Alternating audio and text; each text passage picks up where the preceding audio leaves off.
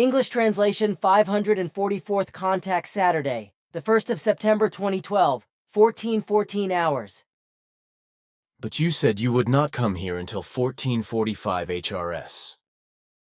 However, it is only 14:14 hours now. Yes, but I have been here all the time since we discontinued the correction work, because Bernadette was indisposed, and we could not carry on the work. Besides, we will be absent from tomorrow until the middle or end of November. Hence, we will not return to your place until the middle of November or the beginning of December. But today we have a lot of time for our conversation, because the correction work no longer needs to be done. Nothing that can be done about it.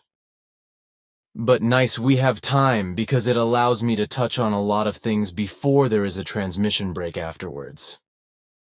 Who will be here for Injana and Florena? In fact, a change is not feasible.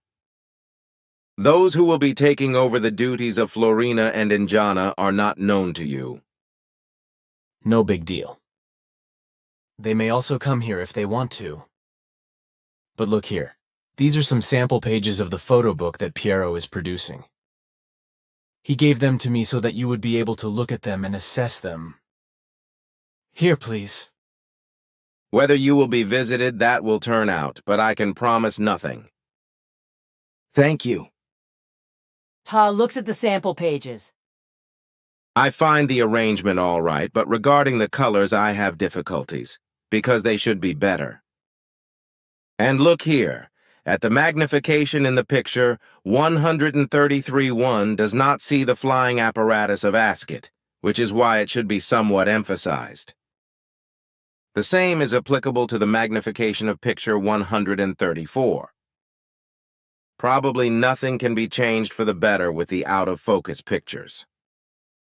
Also, the fact that the pictures in general appear inept in terms of their photographic technique is particularly striking. As to what still has to be said about the scope of the pictures in the book, all important pictures of the beam ships, their traces, as well as however also important pictures of persons of the core group and of special visitors should be contained in it. The posters too should be inserted and special reports, as for example from the Pergler. However, what I want to say about these sample pages, extend my special thanks to Piero for his efforts, which he musters to produce this book. I will do so. Regarding the colors, Piero said that they will still improve.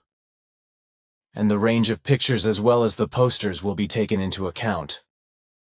Unfortunately, there is nothing that can be changed about the photo footage because I was never a trained or hobby photographer. When I took the first photos of the beam ships, I had no experience yet, and also did not know what I had to pay attention to when photographing. Only in the course of time did it turn out that the photos became a little better. However, I never reached a perfection because I lacked the necessary training and practice for it. For perfect shots, I would probably have needed a photographic training course, something I have never been interested in to this day. Back then, when Simyase called me and explained to me that I shall prepare myself for the first contact with her and also obtain a photo camera, I bought one from my brother Gottlieb due to lack of a good camera of my own, namely the Olympus 35 ECR, which did not allow for any settings to be made and whose lens was furthermore clamped, as you know. This is known to me, though my remark that the photographic technique of the pictures appears to be clumsy, this was not meant to be a reproach, because I know that you had no practice concerning photographing and that you were also never really interested in it. But only practiced this activity because you were encouraged to do so by my daughter Simyase. Despite the many photos I was allowed to take, I have remained a photographic failure and thus a layman on this subject. Even today I am not able to get enthusiastic about photography. Which is not necessary either, because the necessary photographic proofs that you were supposed to produce in relation to our flying apparatuses, these indeed came about through your efforts. More is and was not necessary, and no Earth humans have made better pictures of our flying apparatuses. Therefore, no better ones exist than yours. Your photographic ineptitude carries no weight in this, as you tend to put it, And moreover, the pictures got better over time, which is actually why also some very good photo shots exist. Yes, in the course of time I managed a few of them a bit better, but also for these photos one cannot speak of perfection. Furthermore, it must be said that especially these genuine photos of evidence have triggered the biggest worldwide UFO controversy ever, since there has been talk of UFOs on the Earth. Since the beginning of my photographic work, my photos have been decried by all adversaries as swindles, lies and deception, and this happens by enviers, know-it-alls and malicious antagonists still today after more than 30 years, while falsifications, which as a rule only show photographic dashes of color, are assessed as genuine. But well, let us leave that alone, because enough has already been said about it. Look here. Bernadette printed me this page regarding the British air traffic control. If you would like to read it, please. Ta reads. Very interesting that somebody from the British Air Traffic Control makes these statements. Are these observations of real rightness? Such observations are not only made in England, but around the world in practically all countries, whereby, however, there is silence about it as usual. And I will say this before you ask, that all these unknown flying objects are on the one hand secret terrestrial flying apparatuses, but also on the other hand those of the future inhabitants of the Earth, and of those who are unknown to us, and with whom we maintain no contacts. Our own flying apparatuses, except in seldom cases our telemetric discs, are shielded by us from sight and radar, etc., in such a way that they cannot or only extremely seldom be seen by human beings of Earth. This, however, only if in that relation certain causal foreordinations result which are under our control. It is not possible to locate us by radar, nor by other technical means. Hence we remain also invisible for the ones foreign to the Earth who are unknown to us, who so far obviously are unable to detect our presence here on the Earth, which also applies to the future inhabitants of the Earth. Thank you. By certain causal foreordinations, you probably mean that such a causal foreordination takes place, if it is inherent in your will that you want to be observed, as has also been the case on various occasions with FIGU members in the last decades since 1975. Right. When I was in the 4th grade of primary school, and my teacher was Hans Frey, it was in 1948, your father, Svath, explained to me that altogether there are 7 major powers of nature in the universe. On the one hand, the gravity, then the electromagnetism, as well as the strong and weak nuclear power, and further the... Stop. You are not permitted to openly name the 3 others, as indeed my father already had forbidden it to you.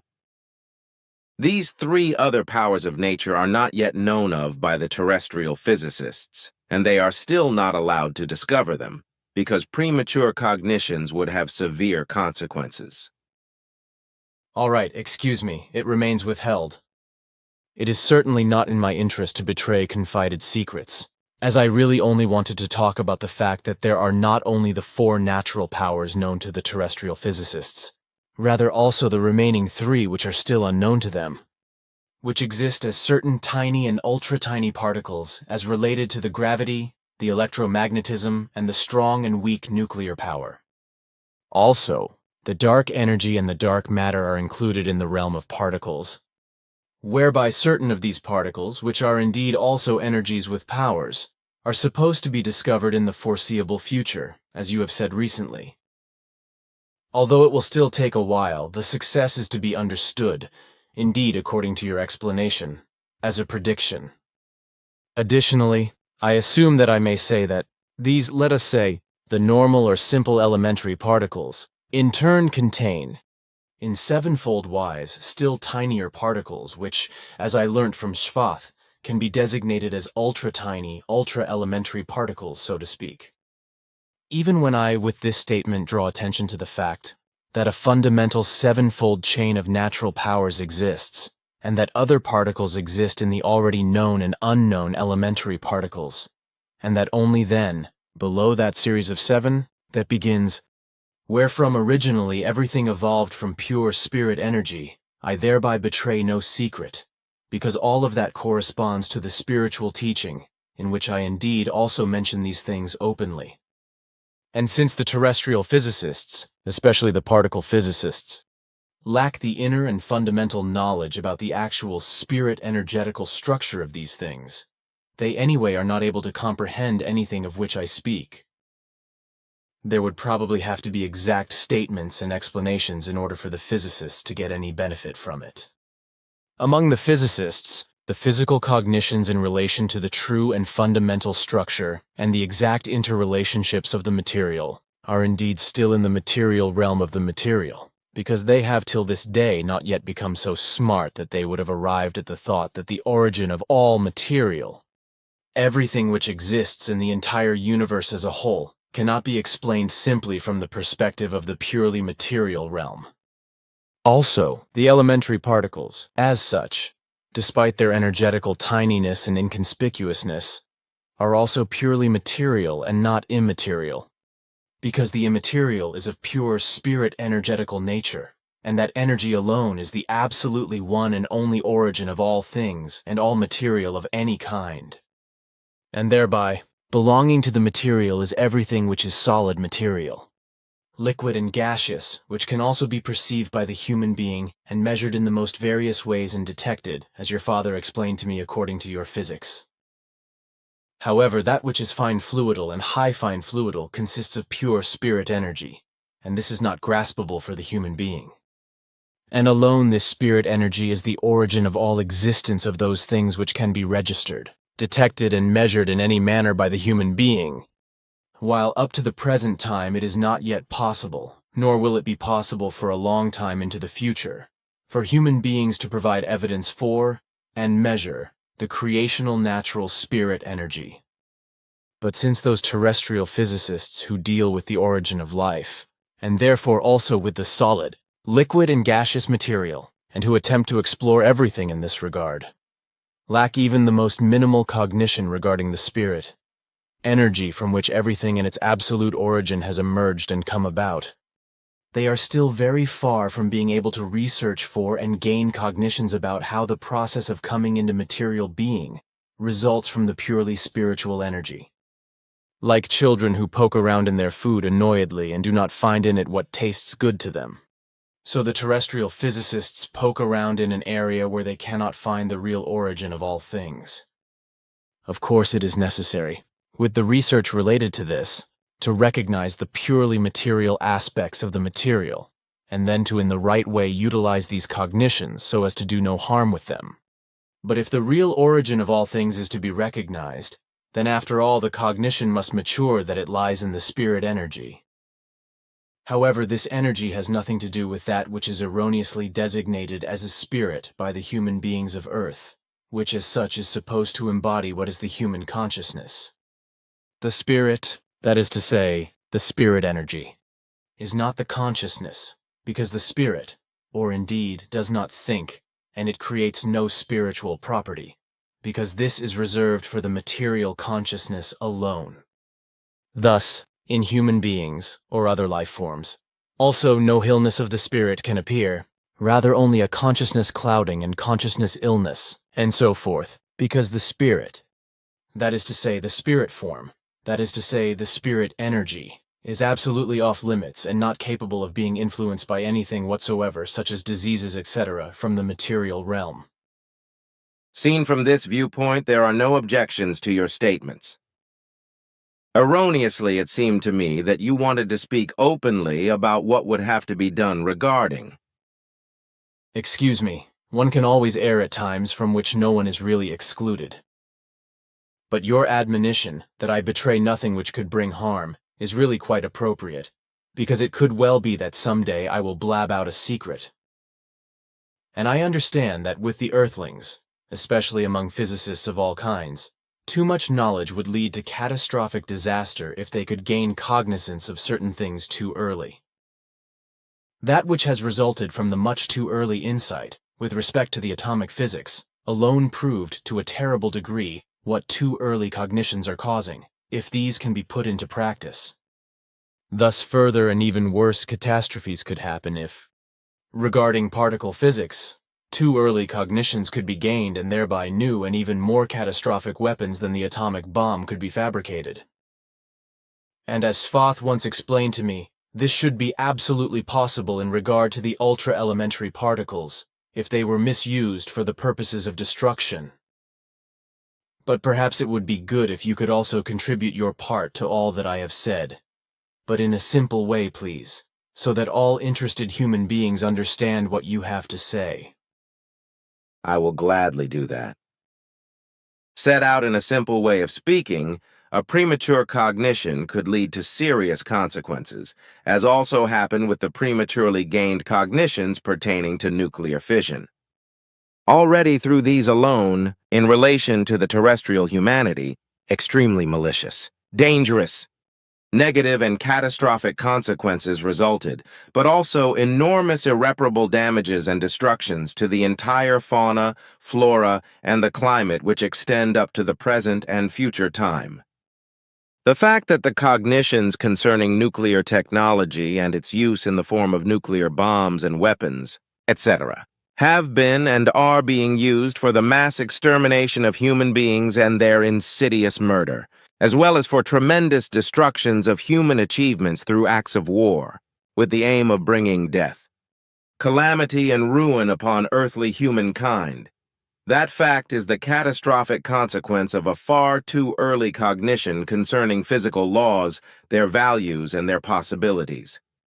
Also to be noted are the serious consequences of nuclear power plants which, as a result of direct or indirect technical failure caused by natural powers, have irradiated very large areas for very long periods and made them uninhabitable. This, in addition to the contamination with radiation of human beings, mammals, and other creatures, which has led to countless deaths, freak births, and terrible mutations, and continues to occur. Since the earthly scientists, not only the physicists, but scientists of all stripes, are not aware of their real responsibility in relation to their research and cognitions, as has been proven over the last 4,000 years, then every new scientific cognition is life, fauna and flora, as well as humanity, endangering if it concerns something new of every kind, which can in any way whatsoever be used destructively and life-damagingly.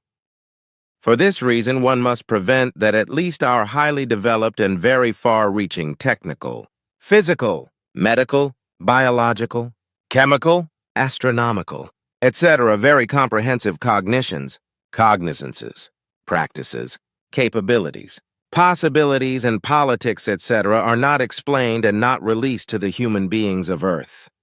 Because through their irresponsibility, they would cause much greater calamity than they have done already for millennia and continue to do.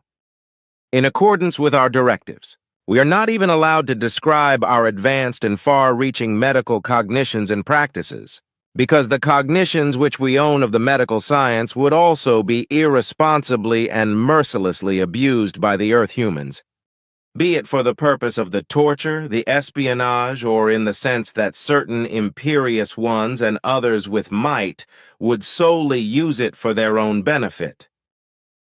This, for example, to extend their lives for many decades and even centuries, and to rule over their peoples as merciless, conscienceless, brutal, and in many respects perverted greedy for might ones.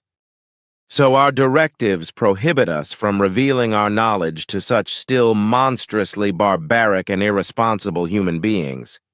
And unfortunately, not only individual might-greedy ones, but the majority of humankind on Earth have perverted in such a wise that higher knowledge in the mentioned areas must not be imparted to them.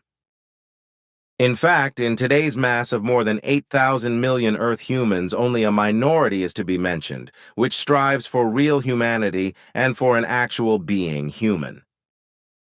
And it is also only this minority that consciously strives for the evolution of consciousness with regard to the perception, recognition, and following of the creational natural laws and recommendation.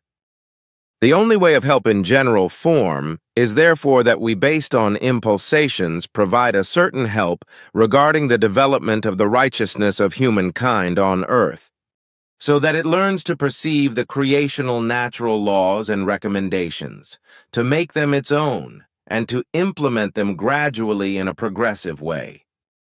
In the case of certain human kinds, we are therefore striving to teach inconspicuous persons by means of impulsations of the universally exactly corresponding creational natural laws and recommendations, so that they can become teaching-based active among their peoples, but without themselves having any intuition that impulsation-based tuitions are imparted to them. On worlds where larger groups of most distant descendants of the Nocodemian lineage exist, when they have reached a certain evolutive state of consciousness, wise ones are inserted among the people through whom then the tuition takes place. This is in a similar wise also the case concerning the human beings of Earth, whereby this case, however, represents a direct lineage to the Nocodemion prophethood, to which a larger number of ancient mission participants are bound, which I certainly do not have to specifically explain to you. Of course, I do not need an explanation for this, but I like that you once openly raised the issue of why your directives prohibit an interference in the aforementioned earthly concerns. And that I keep mum? That is a matter of course, just thought that maybe one could talk about it today. Well, that happens not to be so. But what about your prediction from the year 1975, suggesting that in late summer 2012 probes will be used on Mars to find proof that courses of rivers existed on the planet's surface, whose water caused debris to be transported and abraded, just as is the case with our rivers on the Earth and also on other planets? Up to now, there has been no television or radio broadcast or any newspaper article or note whatsoever regarding such a discovery. It will turn out that this corresponds to the rightness, but you did not have to keep quiet about it. In that case, I had misunderstood something. Then a question about the asteroid you made me see on the evening of the 11th of August 2008, after the official contact conversation, when you flew with me on a flight far out into the outer space. You told me at that time that the asteroid, which was about 10 or 12 meters in size, would fall down on the Earth on the 6th of October, because it was on a direct course to our planet. But because I did not hear about the crash of such an asteroid at that time, and specifically still not to this day, I assume that your calculations did not correspond to the rightness, and that the asteroid had continued on its normal course and disappeared again. Can you tell me why it was possible for you to make a miscalculation of this magnitude? Your calculations are otherwise always correct down to the last detail. Did something unforeseen happen that went against your calculations? Our calculations corresponded absolutely to the rightness, because the asteroid weighing about 82 tons, with an average size of 4.7 meters, approached the Earth with 45,000 kilometers per hour, and then penetrated the atmosphere with a speed of about 13 kilometers per second. In doing so, at 5:46 hours on the 6th of October 2008, it fragmented in a huge explosion into tiniest pieces, namely in northern Sudan at an altitude of quite exactly 37.6 kilometers above the Nubian desert. But that must have been a huge explosion. You can imagine a small atomic bomb explosion as a comparison. However, why was nothing about it reported in the media? Whether or not there was reporting about it, that I do not know. It anyway is not so important. After all, it is simply good that the crash did not cause any damage because it exploded high above the Earth, as you say. Damage, however, is being caused by the overpopulation, and in fact ever more so because it is growing unstoppably, and therethrough, with all the trimmings of bad things that are created from it, more and more natural disasters are appearing. In this regard, you told me privately recently that, by means of the climate change caused by the humankind, the world's oceans may heat up quite enormously, and thereby the so-called global conveyor belt, which drives the waters through all the world's oceans, might break down. This is right, because if the global conveyor belt, which, in the form of a huge stream, crosses the oceans and constantly mixes their water, breaks down, then the movements of the oceans will stand still, which then means that the majority of all life on the Earth will be extinguished. Already at the present time, things are very bad, because the world's oceans have warmed to an alarming degree.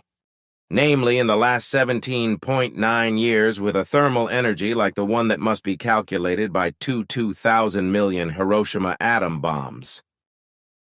Due to the guilt of humankind of Earth, the Earth is already today amid this destructive process, whereby the oceans and the global conveyor belt warm up more and more in increasing dangerousness.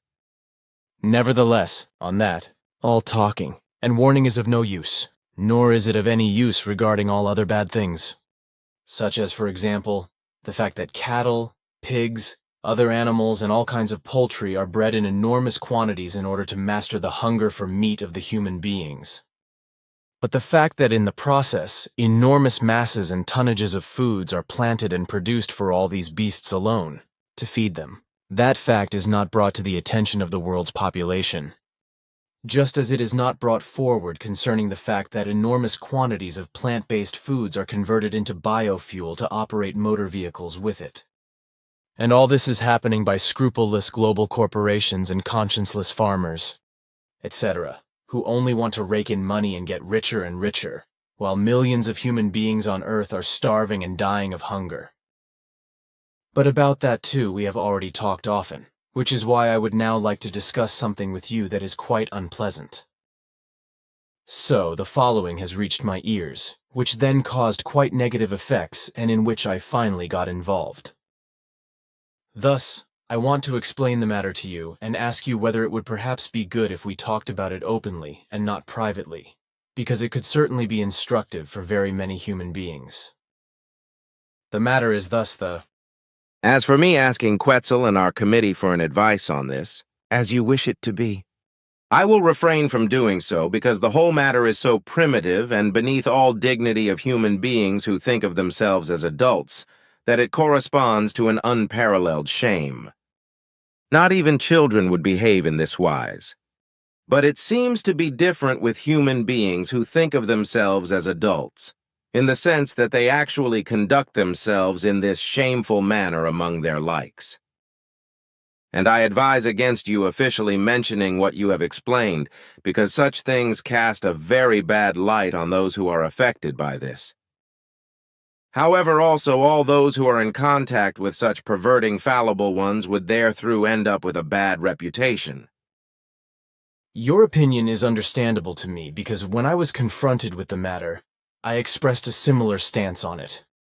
But you know the human beings, because there are always many of them, where everything is just like talking to a wall, simply because on the one hand they are self-opinionated, and on the other hand deaf to the truth.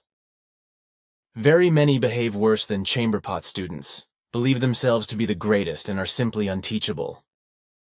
But to tell the truth, I got upset when I was confronted with it, hence I raised my voice quite loudly. But if you think that we ought not to seek advice from Quetzal and the Body Council, and discuss all this in private only, then I will abide by it. Things would probably have been the same for me as for you, even if I have no great tendency to get loud. However, such perversions as you have explained them and which have been brought to you really require a hard and clear statement which cannot be made in a low voice. Interesting. In all the years that I now know you, I had never noticed that you think in this wise. Although I know that you can become quite energetic, which I have also already experienced with you, but that you can also get loud according to your words, that is new to me. In certain situations it is necessary, or it happens when the nerves are overstrained. This can also happen to me and may in general also occur with us Plejaren, whereby then, however, no perversions do appear.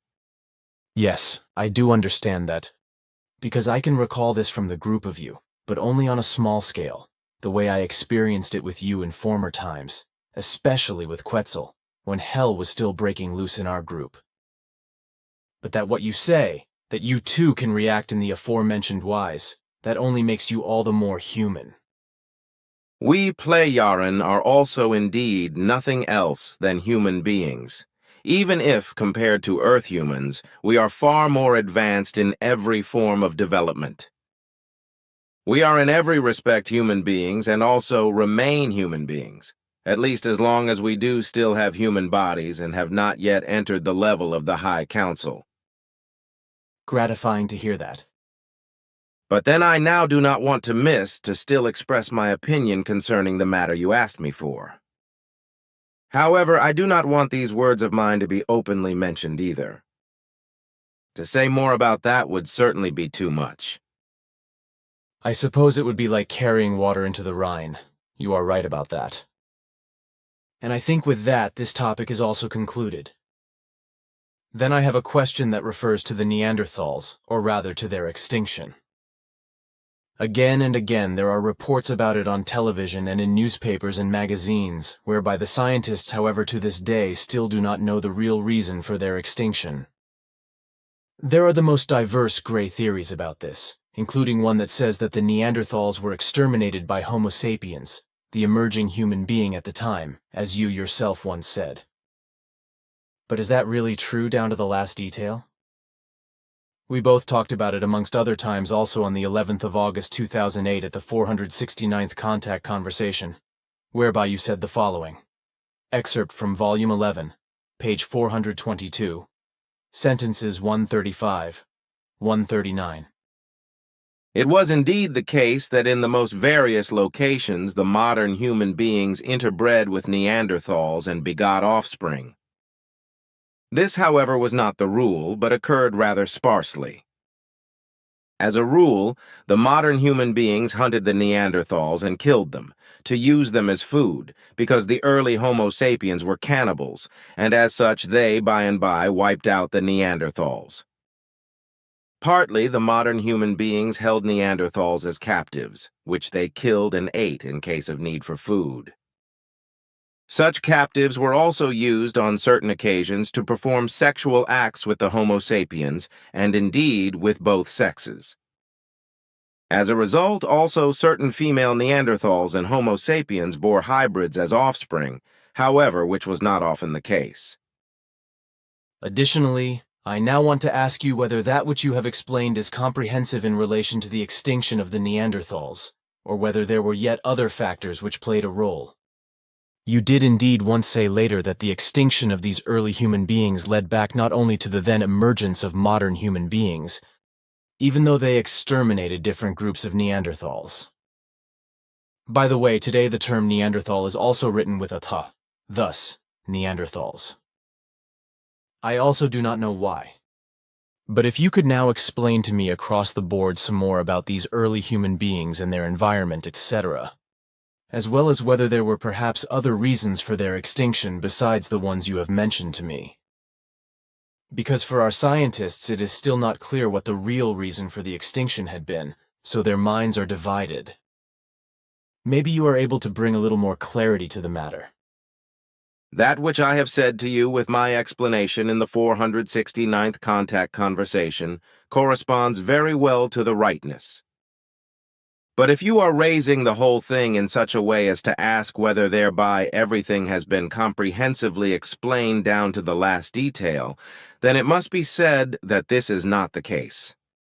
In fact, the modern human beings who emerged then exterminated entire groups and tribes of Neanderthals. But for their final extinction, there were also anatomical as well as natural climate-changing influences given, which I have hitherto never mentioned and which ultimately ended the existence of these early human beings.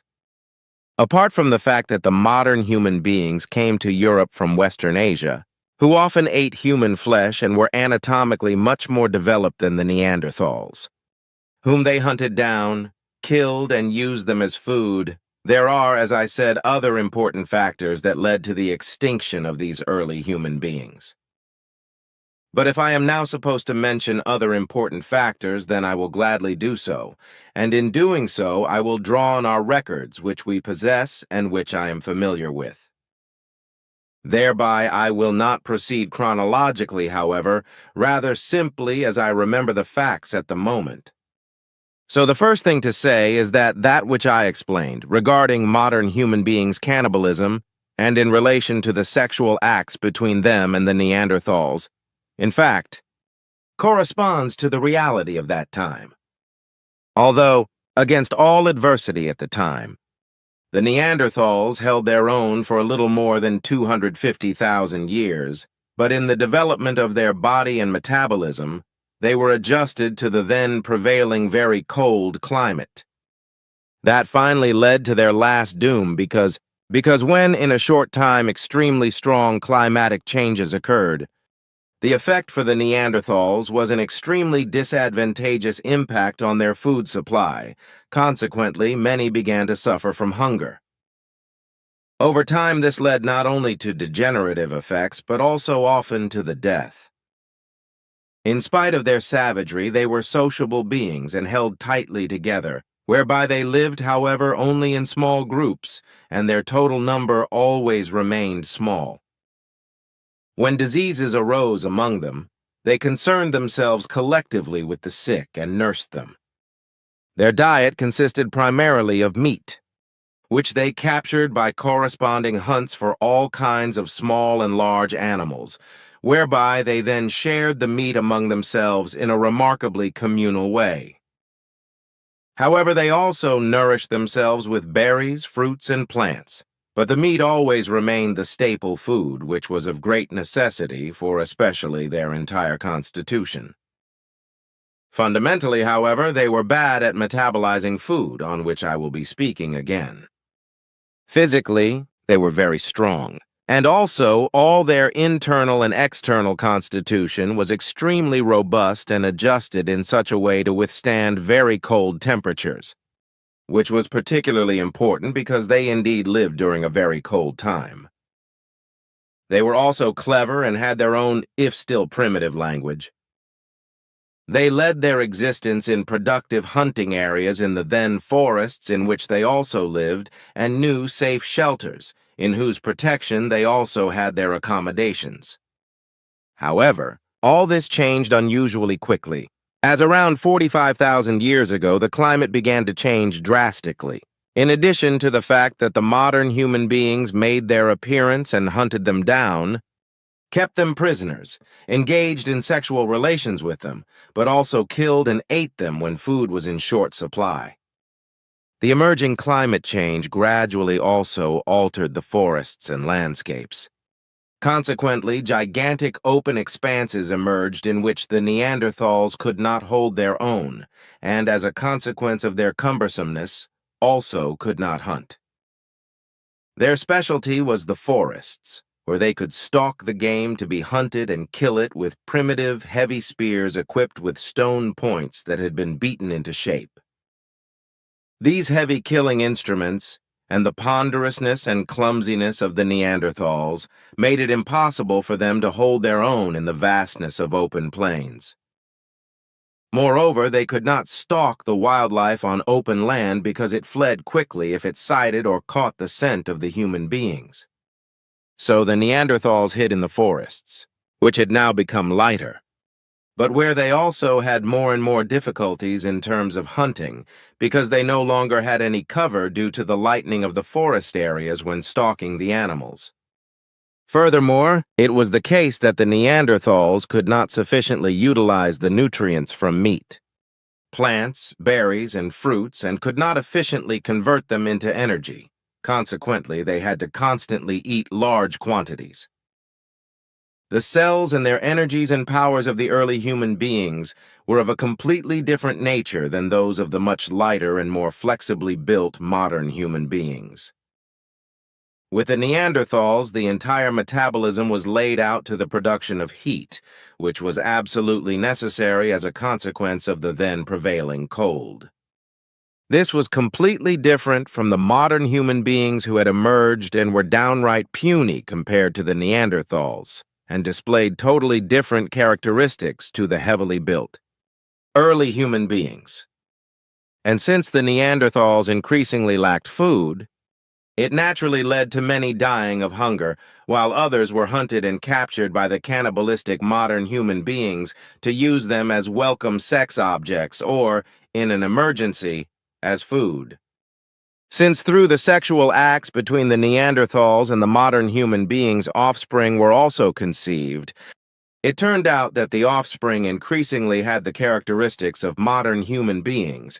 Hence, this is another factor of what led to the extinction and extermination of the pure Neanderthals. And since the evolution never stands still, it turned out that the modern human beings also evolved further, up to the present Homo sapiens sapiens, whereby the heritage of the Neanderthals has been preserved in the genome of many terrestrial human beings to this day. Although the Neanderthals became extinct almost 30,000 years ago, however, their genetic heritage remains intact until today, and will also be passed on from generation to generation in the future. Regarding the descendants of Neanderthals directly, as well as those where modern humans were involved, it has nevertheless to be explained that also in this respect, factors of extinction played a role. Compared to the modern human beings, the Neanderthals featured larger skulls, which made the birth very difficult because the birth canal often could not be dilated far enough, which is why many female beings died during births or through severe life-threatening infections. Births among the Neanderthals were therefore particularly complicated and difficult and often fatal, which was also the reason why these early human beings did not proliferate extensively and only appeared in small groups. Alongside the genetic material of the Neanderthals, however, also traces of the genetic material of other close relatives have found their way into today's Earth humans living in Europe. Although there are no longer any pure Neanderthals among the approximately 8,000 million Earth humans today, their heritage is still to a greater or lesser extent contained in the genome of many Earth humans.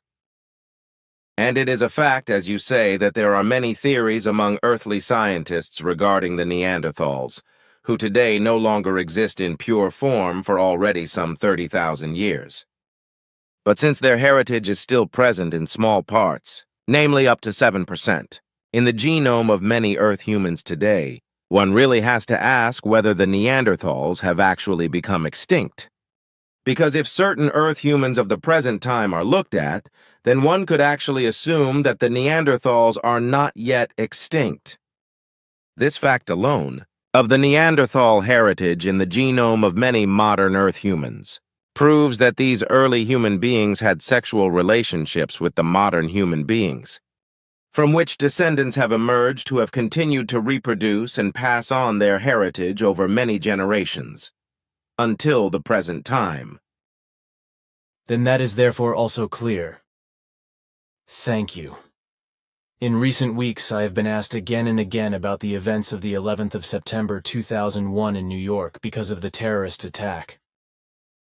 But there are also broadcasts on television about conspiracy theories concerning the events of the 11th of September 2001. In this connection, for example, the predominant conspiracy theory is that the U.S. government itself instigated this catastrophe and had the CIA, etc., pack the two towers full of explosives and then have them blown up, which is why they collapsed. If you permit, I would today for once like to turn the conversation to the USA, to its former presidents as well as to the worldwide machinations and the way in which the U.S.-American politics and behavior are conducted. Of course, super smart ones, such as certain loudmouthed journalists from certain newspapers, will then again scold along saying that you and I would politicize during our talks, and would also do so publicly once the reports of the conversations are written down and published. Unfortunately, these fools and failures, who express themselves in this malevolent and negative way and call themselves journalists, are not intelligent enough to comprehend and understand that you and I only express our free opinion on factual situations, and that we do nothing more than set forth facts and show possibilities which can arise from a deplorable state of affairs. Of course, I will involve myself in a conversation with you in the mentioned manner, because there is a lot to say, to explain and to show us possibilities which can result from the far-reaching diverse and wrong as well as diverse forms of politics and behavior of the USA. However, if I want to explain something first in relation to the conspiracy theory, which is widespread in relation to the 11th of September 2001, and not only in the United States. It must be said that this in fact corresponds to a nonsense. Truthfully, everything arose the way the investigations by specialists and the secret services have resulted. Nevertheless, however, there were certain weak intelligence findings in relation to this al-Qaeda crime, which were also brought to the attention of U.S. President George W. Bush, but which he completely ignored. Just as they were not taken seriously to the extent that they should have been by the few people who were responsible for it at the CIA, namely only 3 persons who vaguely knew about the findings. The ignorance on the part of Bush himself was based on sheer foolishness, on the one hand, and on the other, on the deeply rooted and only halfway conscious of confused thoughts of having a means of countering the ever-present threat of terror on a global scale should a terrorist catastrophe occur. As we were able to clarify, the vague cognitions of the 3 CIA people, 2 agents and a supervisor, were directed towards the likely possibility of a terrorist attack on the USA, whereby, however, not a single assumption referred to the 2 towers of the WTC. The assumption was simply of a general nature. In his confused foolishness, the U.S. President G.W. Bush was unable to calculate the real danger in advance to such an extent that he would have ordered measures that take hold and also mobilize the CIA on a large scale for the purpose of making accurate investigations and taking precautionary nationwide protection measures. And such protection measures would in fact have been possible, as our probability calculations have shown, but as a result of the failure of the U.S. President and the 3 CIA people, everything turned out differently. However, this was already in 1976 noticeable like that, when my daughter Sim Yase made the respective predictions for you, and you were obliged to silence. Then Quetzal made the same predictions for you again in 1986. You probably remember it. That is the case, yes, because I became hellishly miserable when Sim Yase made the prediction for me, that there would be around 3,000 dead. But I also felt the same way another time, when Quetzal mentioned the same event to me again in 1986 and explained what would really transpire. It is simply incomprehensible why the American people elect such zeros and fools into the government, who bring the country nothing but tremendous damage, just as it has happened again and again since ancient times. One only needs to think of the most important things and factors that brought an enormous amount of misery into the world, and that were triggered by U.S. presidents. Look here. With this fax of the 9th of August, I received this list from Germany regarding a few of the 43 U.S. presidents who stood out particularly crassly in terms of their criminal and felonious machinations. It also shows that Barack Obama is in reality only the 43rd and not the 44th U.S. president, because one of them, Grover Cleveland, was elected president on 2 different occasions, namely on the 4th of March, 1885, and he held office until the 4th of March, 1889.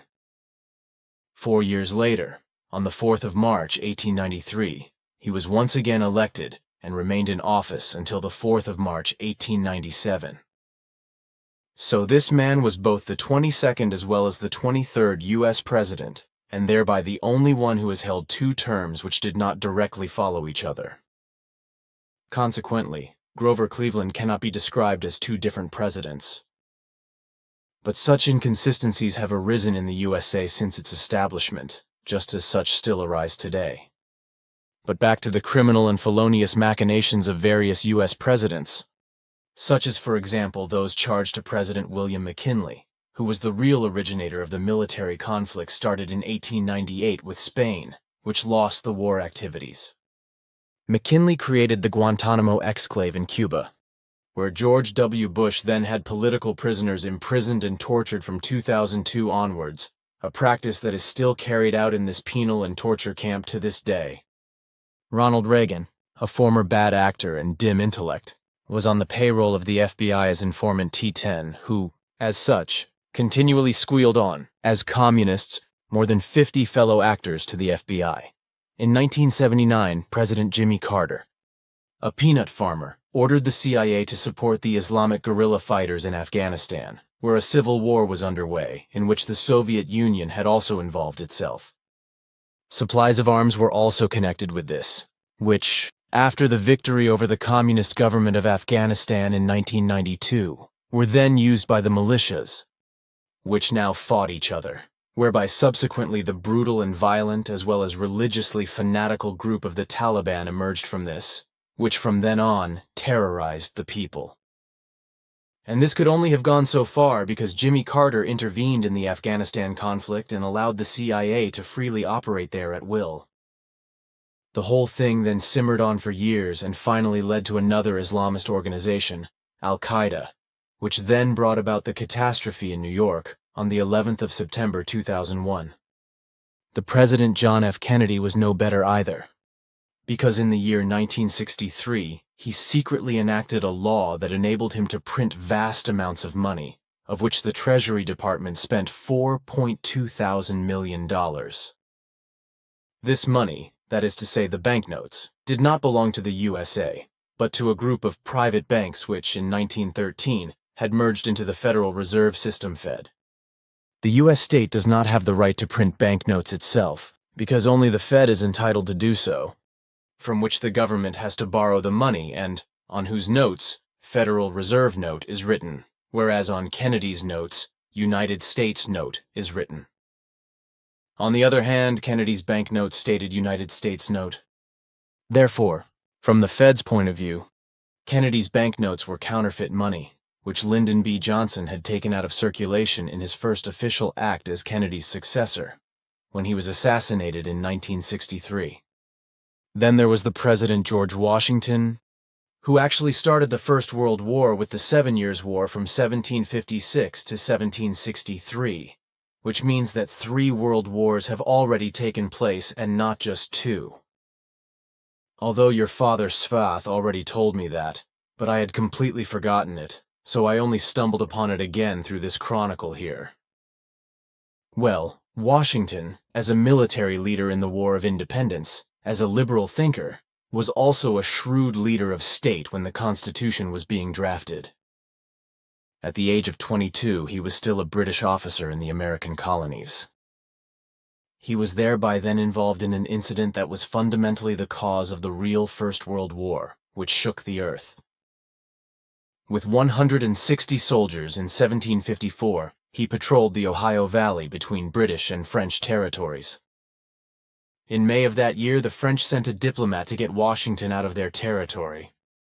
However, the latter ordered the firing on the diplomatic corps, where through the French negotiator and about 13 of his soldiers who went with him were deliberately murdered, with Washington's hope of driving a wedge between the French and the British, because only such a conflict between the two colonial powers could lead to the success regarding the American War of Independence. This felony led to the triggering of the so-called French and Indian War, from which, 2 years later, emerged the bloody conflicts between the great European powers and thus the 7 Years' War, which was fought in America, Europe, and Asia, and therefore was worldwide, which is why this was the real First World War, which, however, something which is however concealed from the world's population. That is why there was and is always talk of the threat of a Third World War. Consequently, if another world-encompassing war were to break out as a result of the greed for might of some irrational mightful ones of states, this would then be the Fourth World War. Over the course of the years, I had completely forgotten this, because I only remembered what Svath had told me about the First World War when I saw this chronology. President Andrew Jackson was just as criminal as Washington, and he must be held responsible for the first and so far greatest ethnic cleansing in the history of U.S. America. Criminally, he drove 100,000 Indians from their homeland, although even as a soldier he was already acting mercilessly and murderously against natives of the country, murdering many or expelling them. On the 28th of May, 1830, he signed the so-called Indian Removal Act, being the death sentence for countless more Indians, because this law allowed the relocation of the Indian tribes to create areas for their settlement by white farmers, etc. In this way, about a quarter of all deported Indians died. On the one hand, because they were murdered by the whites, or, on the other hand, because they did not survive the forced marches to the distant places of deportation or reservations and died miserably. President Franklin D. Roosevelt also made himself guilty in that he wanted and provoked the attack on Pearl Harbor. However, this was only discovered 60 years later by a former naval officer named Robert Stinnett. In relation to that, one expert said, "It took such an act to make the American nation immediately and totally turn to war." With a trade embargo, Roosevelt forced the Japanese to adopt coercive measures, which came to the fore in a counterattack against the embargo, thus the attack on Pearl Harbor, in which there were 2,403 dead and 1,178 wounded to mourn, as well as the destruction of 14 warships and 320 destroyed or severely damaged aircrafts. 90% of all U.S. Americans were initially opposed to an entry into the Second World War I. In the Third World War, however, after Pearl Harbor, the people also screamed for war. By the way, Roosevelt learned of the threat of attack through the Secret Services, but he did not react to prevent anything, just as George W. Bush did not react when it came to prevent the terror catastrophe of the 11th of September 2001. Furthermore, there was President John Adams, who was a supporter of the monarchy and who would have liked to see the America of that time governed by a king, whereby he in fact also wanted to establish an American dictatorship. And so it happened that when the conflict with France broke out in 1798, he used the opportunity to enact one of the most controversial laws of U.S. America, namely the so-called Alien and Sedition Acts, which consists of 4 parts and which entitles the president to detain and deport every foreigner in the country. In addition, by attacking the first constitutional article, which guarantees the freedom of the press, he also determined that the publication of false and malicious writings against the president could be considered a punishable offense and prosecuted.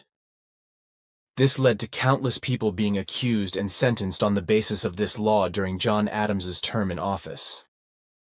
The only reason he was unable to realize his plans for the establishment of a dictatorship was the fact that he was not re-elected. President Thomas Jefferson, his successor, then immediately repealed and suspended 3 of the 4 parts of the law. The Alien Enemies Act, however, which allows that human beings who originate from states that were or are at war, etc., with the U.S. America can be deported, still exists even in the present time. Apart from the U.S. presidents mentioned up to now, who have caused great evil, there would be various others to be mentioned, which however would go much too far, hence I will only mention 2 more, so one being Abraham Lincoln and Theodore Roosevelt. Lincoln proclaimed on the 22nd of August 1862 that his highest goal was the preservation of the Union, that is, the Union of the American federal states, because in this union between the traditional South and the modern North, a deep rift had arisen, and so the whole thing had already been crumbling away for years. He further declared that if he could save the Union without having to free a single slave, then he would do it. This remark was precisely the opposite of why he was elected president, because he actually proclaimed the abolition of slavery in the USA. Contrary to this, however, he promised already during the election campaign in the year 1860 that he did not want to abolish the slavery, whereby the slavery should not be allowed any more in the newly emerging federal states. Consequently, the southern states rejected Lincoln as president. Thus, presidential contradiction and once again contradiction, resulting in 7 federal states leaving the Union and founding the Confederacy, which was the prelude to the American Civil War, which lasted from 1861 to 1865. The South fought for its traditional social system, while no reason for war was at hand for the North to wage war against the South.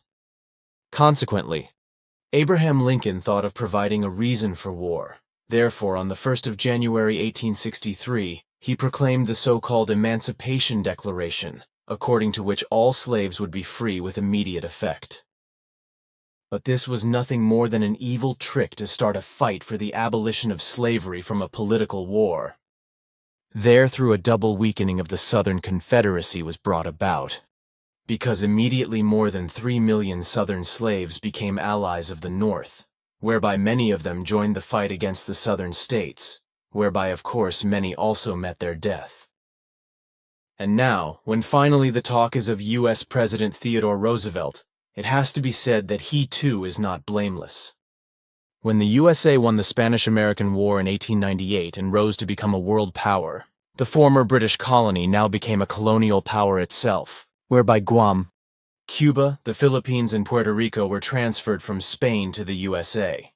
But since resistance against the new colonial power USA arose in the Philippines, the people defended themselves.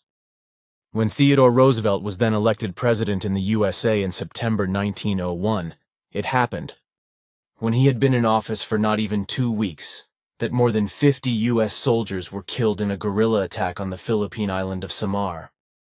Full of revenge and pathological craving for retaliation, Roosevelt commanded General Jacob H. Smith to solve the problem of the guerrilla war in the Philippines once and for all, in such a way that no prisoners would be taken, but that instead everyone was to be killed and burned, and in fact the more the better. This criminal command led to the so-called Philippine Balangiga massacre, in which about 50,000 human beings were tortured, killed, and massacred.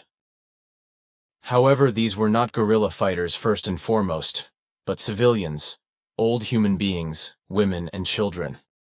General Jacob H. Smith was well suited for this action, because he was best known for his brutality, lack of human dignity, and as homicidal maniac, because already in the year 1890 he made a name for himself as a slaughterer and perpetrator of a massacre at the Wounded Knee Massacre, when masses of women, children, and men of the Miniconjou Lakota Sioux Indians were bestially slaughtered and massacred there by the U.S. soldiers.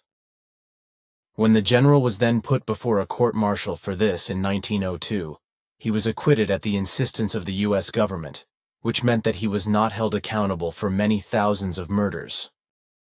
And now, once again, for the upcoming November, the majority of the population of the USA, especially the Republicans, will adore and build up such a major zero and first-rate psychopathy figure, so as to hype him up to become U.S. president. And if this Romney should take the helm, then the USA and the world can probably again expect something that will really take all the biscuits. To that it must be said that this man, Mitt Romney, is only standing up for his own interests, because the concerns of the people and the country are anything but important to him. In the same vein, many of the former U.S. presidents did in fact act, as I have already once explained to you on a previous occasion, and also mentioned certain criminal and felonious acts of which they had made themselves guilty. And now, regarding the statements contained in this fax, I can only confirm them. With relation to the outcome of the election, it has to be said that unfortunately too many prejudiced by this man Romney financially mighty as well as simple-minded ones from the people will vote for him. But before this vote can take place in 2 months' time on the 6th of November, the election campaign will be overshadowed by an worldly, and as long as any human beings can remember, unseen hurricane which will cause enormous damage on the east coast of the USA, the likes of which have never been the case in America before. Unfortunately, due to the storm, there will also be almost 60 human lives to mourn. However, this tremendous whirlwind will only be the beginning of further such and even more devastating whirlwinds, which in the future will cause much worse destruction worldwide than those caused by the coming whirlwind at the end of the month of October. And it is a fact in this regard that the humankind of Earth has to bear the blame for this, namely as a result of the overpopulation that has arisen and is spreading further and further, by means of which enormous and severe destructive effects will be caused on the whole of nature, its cycle, and thus also on the climate. I mention this predictively because this coming serious natural event will interrupt the election campaign activities for a short time, whereby, however, Romney will then, in an imperious and irresponsible manner, immediately after the storm, seize the opportunity to make propaganda for himself again, which corresponds exactly to his psychopathic, imperious, egoistic and irresponsible nature, which should give his followers and voters something to think about. This, while Obama will exercise his presidential duty and responsibility and take care of the human beings in the catastrophe. But the result of the election will then nevertheless be that the rational American men and women will once again vote for Barack Obama, and thus prevent an election of the heavily psychopathic and also inconstant, as well as devious and dishonest Romney. If this man were to gain the might, then that whole large part of the American population which does not belong to the really rich would be very much to be pitied, because this part of the population would be tormented by Romney. The middle class would suffer very great disadvantages, and the class of the poor would fall into even deeper poverty, while various firms and corporations as well as the American state itself would be driven to ruin by this psychopathic, might-greedy, and human-hostile Romney.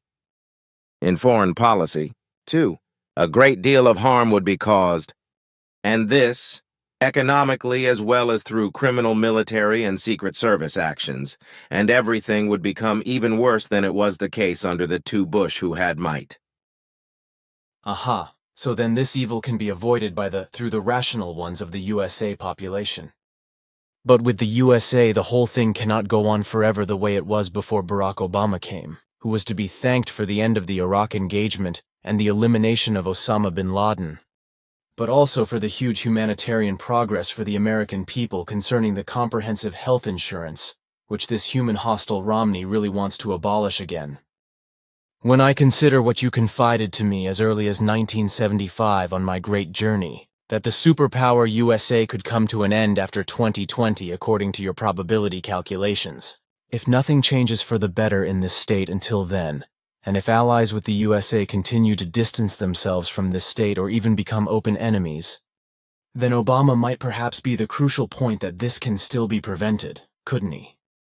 That could be the case, but one must also consider what the Obama successors will then continue to do and what domestic and foreign policy they will pursue, because this will also determine what will happen after 2020. Back in the year 1975, you mentioned on the one hand in particular the tremendous contradictions in terms of the politics, the economy, the military machinations, the decay of the culture as well as the increasing phenomenon of religions and sects and the serious criminal acts or even felonies of the former presidents of the USA, and said that if one would continue to muddle through these things to the same and still increasing extent, then the collapse would be unavoidable. I have taken good notice of all that, and I can really understand if the result is as you have calculated.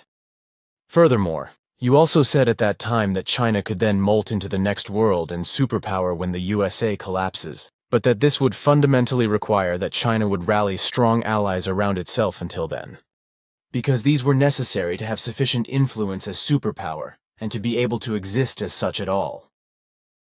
An economic power alone, such as China would be, which would be dependent on the world economy, you explained, would not be enough to be a superpower. But megalomania could lead to catastrophic attempts and worldwide acts of war in order to achieve a superpower position.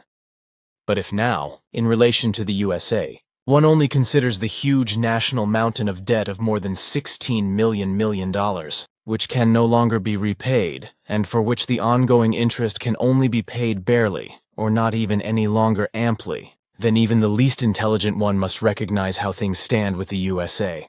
However, US America is indeed not alone in this, because one only has to think of Germany, France, England, Spain, and Italy, etc., which are equally all around mismanaging and have mountains of debt weighing millions of millions. My home country, Switzerland, is also laid out to run up debt, even if only to the tune of more than 100,000 million, but that too is enough, and there is no one there to stop the bad actions. But to get back to the USA again, one also has to look at all the all-encompassing U.S. mismanagement and all the other inconsistencies as well as the zeros of U.S. presidents, whereby I, however, exclude Barack Obama, who among all the major zeros up to now drops out of the traditional role in a variety of things. Then I also see that your probability calculation could be fulfilled. Although there are certain things happening under Obama too that must not be seen as right. Whereby I am hereof thinking especially of the issue of the remote-controlled drones for the killing of terrorists and terror suspects. Yet you have explained in this connection that the whole of the corresponding body of thought and action does not originate with him, but with those who practically forced him to give his orders and signatures in accordance with their will and demand. You said that he himself would be practically mightless, even though might is officially attributed to him, and it would be held against him that he alone would be able to decide about the deadly drone missions, and in this respect would have taken the rudder directly to himself, whereby he was, is, and will also be held responsible for the most diverse military and political machinations that did not, for example, do not, correspond to his ideas.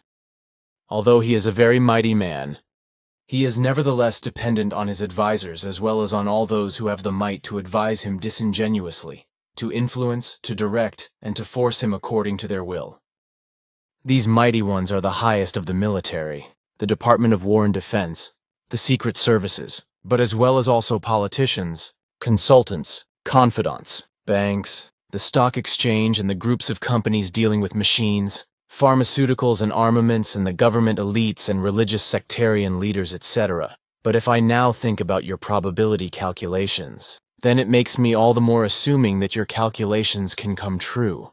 When I consider that you explained at that time that the USA is inflicting more and increasingly tremendous damage upon its allies around the world, and that as a result resistance and even hostility against US America arises, then I still want to explain, in relation to many predictions that you have made, that many have struck me very often hard, especially because I had to keep silent and was not allowed to give any warnings. Actually, I am quite happy today that you no longer make predictions, because these were always immensely burdening for me, because there was nothing I could do to prevent the events from becoming reality. Although you have allowed me to make an attempt to contact the US government via L, who was working for the CIA. However, the US government via the CIA then made unfulfillable demands, which were unfulfillable according to your will, which is why no positive relationship came about. I then actually received the unfulfillable demands in writing. But this too was indeed predicted by you. Consequently, after the fruitless attempt at contact with the US government, I did no longer make any further efforts in this matter, and would also not undertake such efforts again. Moreover, you also said yourselves that the attempt that was carried out would be the first and the last, and that you would therefore not allow anything further hereof. Therefore, I will abide by that. But regarding predictions, if I am particularly interested in something of the future, will you same as up to now tell me further facts, as long as I do not publish them? And what will happen if the USA collapses? We will continue to give you information if you want us to, or if you think it might be necessary to make a prediction available to the public, whereby it must then be a question on your part and only about something very specific that no longer falls within the old scope of the predictions. And what you mention in relation to what I said regarding the U.S. President Barack Obama corresponds to the facts. Serious things are being blamed on him, which are not according to his own decision, but which he simply has to approve perforce. And much of what he wants in terms of positive changes or what he has achieved for the direct welfare benefit of poorer parts of the population is being maliciously negatively attributed to him by envious, might-greedy and rich ones, and evil means are being used to try to abolish again the good that he has achieved. However, regarding what would ensue should the USA fall into ruin, this would mean that under certain circumstances, a dictatorship and naked Gewalt one would arise, something which has already been emerging for years. The people of the USA are being put on an ever shorter leash, financially exploited, and deprived of everything from which they could benefit, something for which the rich and their hangers-on are mainly responsible, as well as those elite in government who only represent their excessive wealth, their greed for money, and their absolutely personal interests. But this corresponds exactly to the opposite of Barack Obama's ideas, who wants both good and the best for the people, but also for the state itself.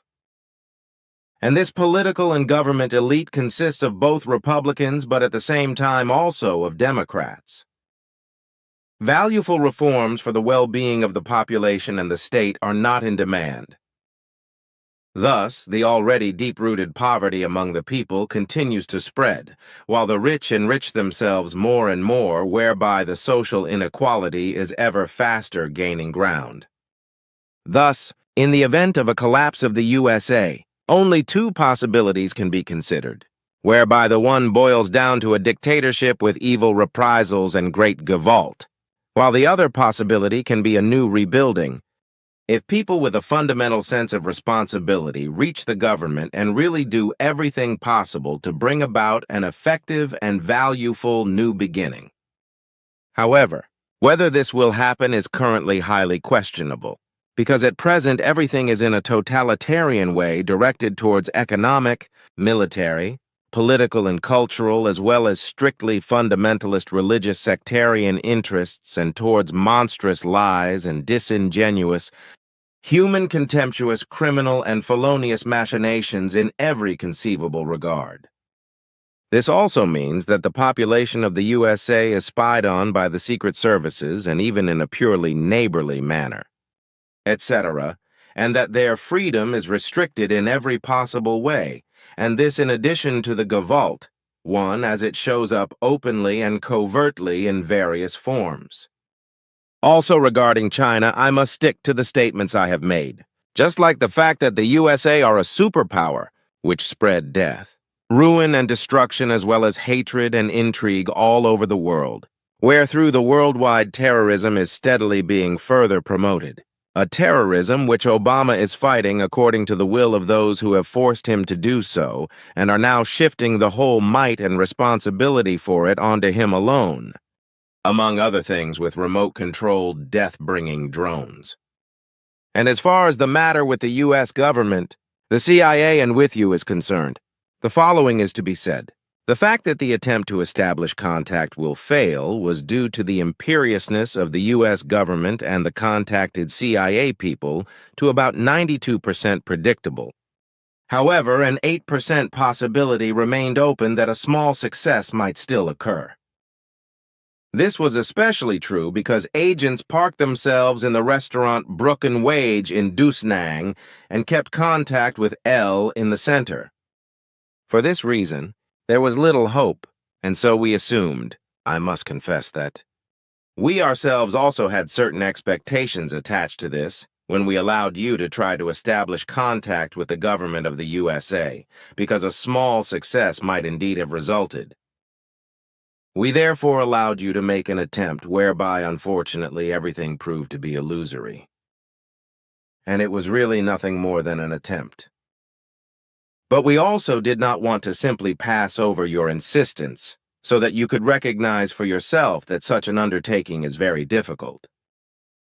But the possibility, which was only 8% open, that something positive could have been achieved, was then nevertheless not crowned with success. Aha, then you have thereby, in a certain way, also given me a lesson, which, in this regard, was certainly good. Against your advice, however, I then tried to set up a FIGU group in the USA with interested American people, something which then, however, has also failed, namely 4 times to date. Unfortunately, it has turned out that most human beings in America do not understand what a democratic attitude actually is, and that a FIGU group can and may only persist and exist in a democratic way. All the time, the emphasis was placed on a ruling, directing and dictatorial action, but this was and is absolutely unacceptable, which is why we from the core group had to dissolve the corresponding US-American groupings again. Obviously, it does not seem to be understood that in a FIGU democracy there must be no class differences and that decisions must not be taken and executed by individual exercisers of might in a group, rather solely and only by the majority of the group members. With the democracy there are no class differences at all, because it is solely and exclusively the mass of the majority that decides.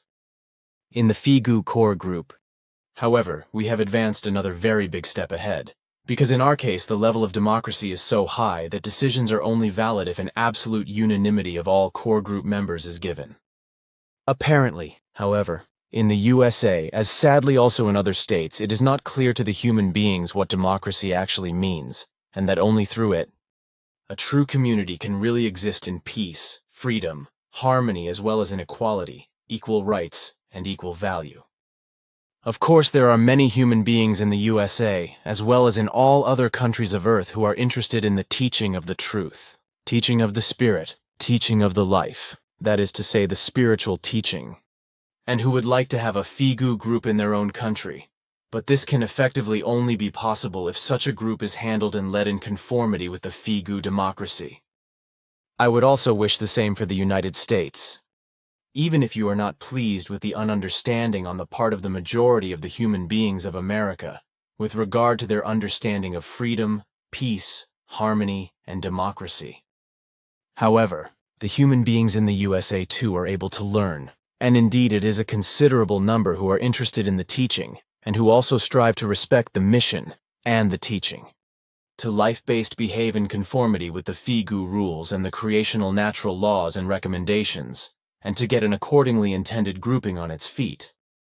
This, however, is unfortunately not easy, because many personal and also fellow human beings and governmental authorities' difficulties have to be overcome, whereby the personal problems are probably the greatest and most extensive, and this especially with regard to one's own correct behavior towards fellow human beings, and the acceptance of a comprehensively democratic attitude and leadership of a Figu grouping. Your opinion does you honor, but you have yours and we have ours, whereby ours has so far proved true. However, we would be happy to be surprised and taught something that might become feasible if the human beings in the USA who are interested in the teaching and mission will after all be able to free themselves from their wrong views, opinions, and behaviors, etc., and will be able to integrate themselves with the rules of Figu. A small number of persons are really trying hard to form a good Figu grouping in the USA, so there are really good people over there who are trying very hard. If I thereby just think of Michael Horn, who has already worked so many years for the teaching and the mission, then he and his work cannot be valued highly enough.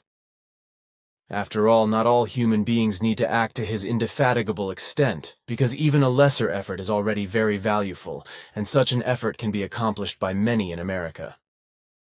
Admittedly, these are only a minority, but if these engage themselves, then much can be achieved through them. Even a small number of human beings can achieve much and bring about a change for the better and good in many others if they make an effort. As the saying goes, constant dripping wears the stone. Looked at in this sense, everything that is loveless, evil, unpeaceful, disharmonious, false and unfree, as well as any Gewalt, one imperiousness and addiction to might, any hatred, any revenge, and any addiction to retribution can be worn away to the bottom, as can everything that is dictatorial and harming the body and the life. There is nothing there with which to argue because your words correspond to the reality. But that does not change anything about our stance. Should something change for the better, for the good, and for the right with regard to the human beings and the behavior of the American persons, then we too will change our opinion. However, we are very pleased with the already for many years ongoing efforts of Michael Horn, whereby he has achieved unusual accomplishments, the value of which is impossible to estimate. Although we also acknowledge the efforts of all those persons in the USA who for decades strove for the formation of a Figu group, and also in terms of learning with regard to the spiritual teaching. They have nevertheless, unfortunately, not achieved what they claim to want to achieve. However, something that is not yet the case can still turn out to be. But it has to be said, and you know this too, that from my part, for several years already, no more efforts have been made in the USA with regard to a Figu group formation. The contact to a still loose group, which, after the dissolution of the Florida Figu group by the core group, has newly formed and at least for the time being, cannot yet be called an official Figu group, is only kept up by Philia and Christian. Time will tell what will result from this group one day. What arose with the Figu Japan Landesgruppe is known to you. That the core group also had to dissolve this one too, because the group leadership there also had the audacity to place itself hierarchically and in exercising might over the members. A transitional group is now forming there, which must be officially regulated according to Japanese law.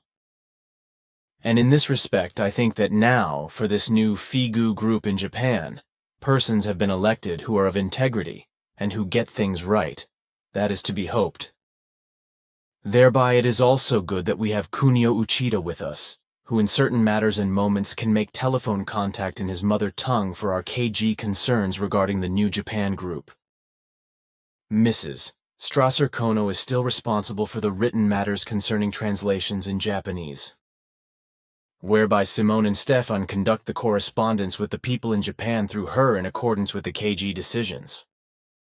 All that is known to me and very well regulated by the members of the core group. The core group members thank you for your bouquet of flowers. But now one more question regarding the earlier predictions. Certainly, as in the case concerning the U.S. government, you knew from the very beginning that all the predictions and probability calculations made by you and me would remain unheard and unheeded like a screaming in the desert and would not produce an echo.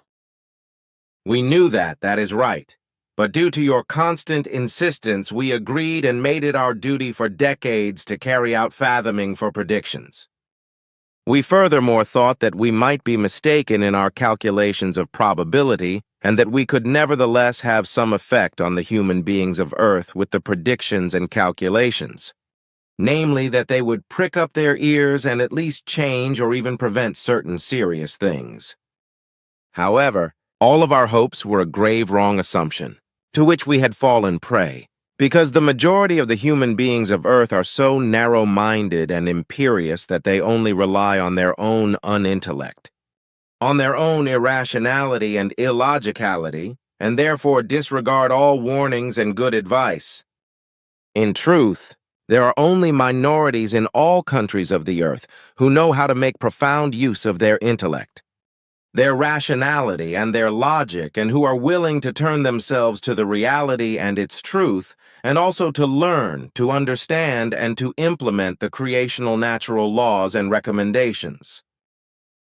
You are once again speaking entirely according to my thinking and with words, as I also formulate them. Also, at my age, I can still learn a lot. Thus also your so-fitting style of explaining, talking, presenting, and speaking. All this is so apposite that I am making it more and more my own, because you are not only a very dear and valuable friend to me, but also a teacher, the likes of which I have not yet met in my lifetime. You make me feel embarrassed, my friend. I would rather like you to explain to me in more detail why for quite some time now there have been enormous changes in the Oort cloud, which is located at the outermost edge of the Sol system, as you explained to me during a conversation on my major trip in 1975, when you gave me the opportunity to see the dark star. During one of our last conversations, you also privately hinted again something concerning the changes taking place in the Oort cloud.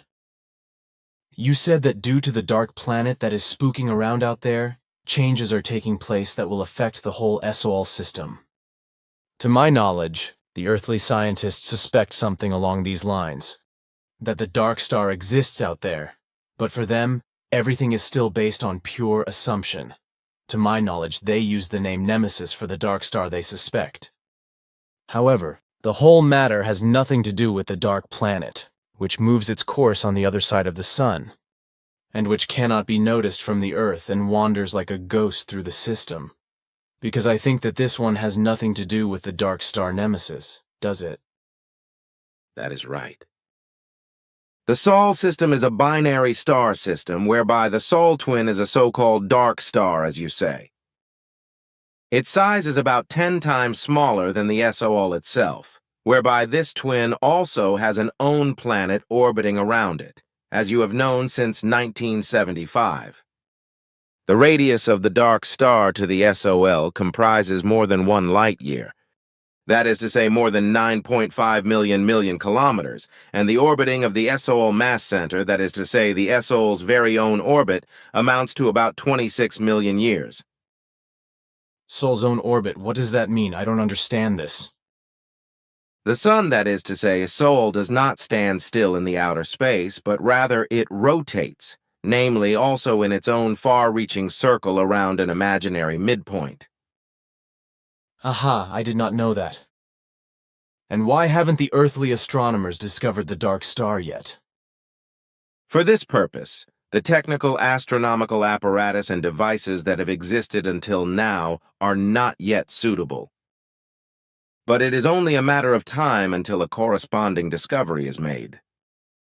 However, the currently given technical facilities are not yet capable of capturing the extremely faint light of the dark star with its satellite. And concerning the changes caused in the Oort cloud by the dark star, they are based in the fact that in the innumerable and existent in thousands of millions of smallest, small, large, and largest rock, ice and metal fragment formations, a tremendous movement takes place, and that partly large formations are hurled as meteors out of the Oort cloud into orbits of the inner Sol system.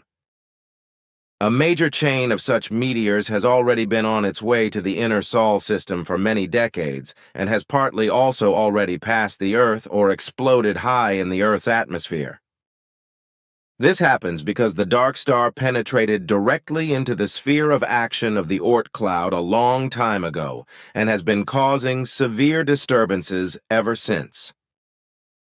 Then maybe new and still unknown comets and meteors can reach from there into the inner solar system and into the range of the Earth, as it is also the case with objects from the asteroid belt.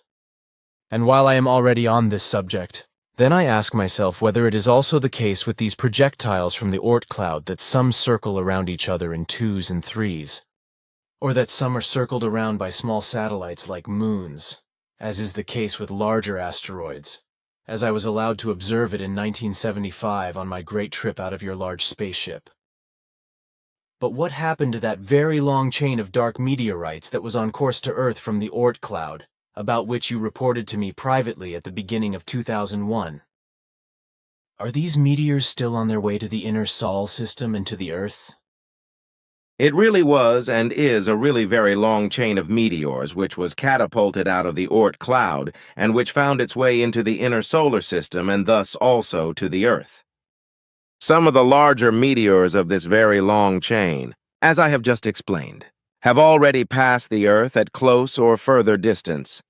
Smaller ones have crashed or have exploded at high altitude above the Earth, and this over a number of years, because they were and still are so widely spread on their trajectory.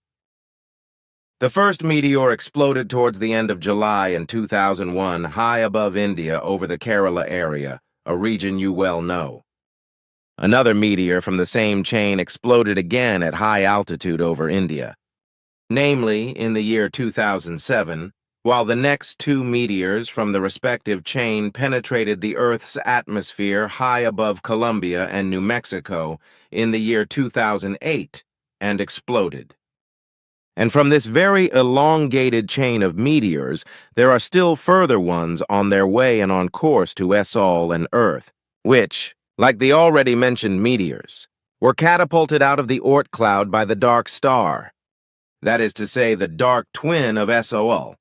There are also still 4 forms that which belong to the category of comets and are also on a course into the inner SOL system. So then this meteor chain is still very long, and depending on the speed of the objects, it might well still take years and decades until the last of these space satellites come into the further or closer range of the Earth, if I have understood you right. And besides those from this chain of meteors that have exploded above the Earth, are there perhaps others from the same chain that have passed by the Earth? That is the case, yes, but I already said that, and it happened several times during the last decades. And it will also continue to be so, as a result of which quite some things will still arise on the Earth. Not really pleasant? Then there is still a lot to be reckoned with on the Earth, because it is indeed inevitable that such meteors and comets will also penetrate the habitable zone. That is the green zone, or so-called Goldilocks zone of the solar system, in which indeed the Earth is located. On this point, then, also right away the question concerning the prophetically announced red meteor. Does this one also originate from the Oort cloud? That is in fact right, and unless something special arises, that its orbit changes through some unexpectedly emerging factors, or that it is altered by the human beings of Earth, then it will come to pass that the prophecies will be fulfilled. Understood. If a large object, a large comet, meteorite, or asteroid crashes onto the Earth, as it did more than 240 million years ago, where through indeed on the one hand the dinosaurs only came into existence, and these were then exterminated again about 65 million years ago. Then there are of course worldwide catastrophes, through which practically all life is extinguished. But if now a projectile that large falls from the outer space into the ocean, then it is not necessarily leading to a worldwide catastrophe. Or is it? In fact, in this case, the destruction does not extend over the entire world, but the whole thing is then confined centrally. How is this to be understood? This means that when a large comet, meteorite, or asteroid crashes into the ocean, as it happened, for example, millions of years ago in the Gulf of Mexico, etc., then a gigantic tsunami arises, the area of destruction of which encompasses a certain central expanse that extends over thousands of square kilometers. Everything that is thereby directly destroyed by the actual tsunami we call central destruction area. That which is still only indirectly caused as destruction, and thus only as a further effect by the tsunami end portions, we designate as off-central. Aha, understood. You say that millions of years ago a projectile from outer space crashed down in the Gulf of Mexico and a gigantic tsunami arose. What should I think of as gigantic, and was there a crater on the ocean floor? In fact, a large crater has formed, which was also discovered years ago during investigations for oil drillings. And as for the giganticness of the tsunami resulting from the crash, our calculations have established that the towering masses of water must have amounted to 4,936 meters in height and must have destroyed thousands of square kilometers of land and killed innumerable living creatures. Really gigantic. But something else. Independent life has indeed developed on the Earth, just as however comets and meteors from the outer space have brought life to the Earth. At least that's what I was taught by your father Svath, as well as by your daughter Simyase, and also by Quetzal and yourself. This life was of course very tiny, just only in the form of microorganisms. These microorganisms, that is to say microbes, are mostly unicellular living creatures, which can only be made visible by microscopic magnification due to their tininess in the range of only a few micrometers.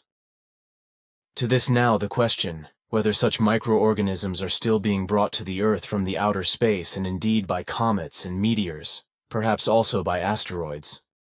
Svath told me with regard to comets that from these microorganisms only reach the Earth when the comets crashed down to the Earth, or when the comets passed by very close to it, or when the planet got caught in their tail.